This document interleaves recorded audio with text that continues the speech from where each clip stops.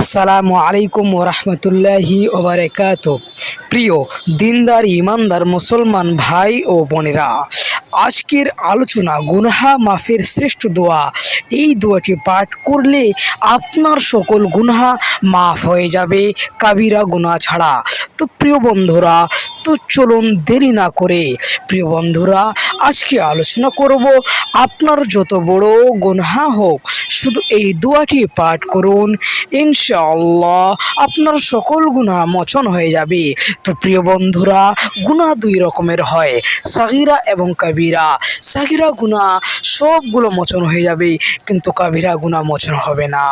তো দোয়াটি হলো, ربنا فاغفر لنا ذنوبنا وكفر عنا سيئاتنا وتوفنا مع الأبرار।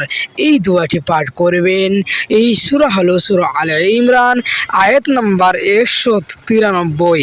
এই দোয়াটি পাঠ করবেন ইনশাআল্লাহ। এর অর্থ হলো, হে আমাদের পালনকর্তা, আমাদের সকল গুনাহ মাফ করে দাও, আমাদের থেকে সকল মন্দ দূর করে দাও এবং আমাদের নেক লোকদের সাহায্য দান করো। প্রিয় বন্ধুরা, নতুন হলে অবশ্যই চ্যানেলটিকে সাবস্ক্রাইব করে পাশে থাকবেন।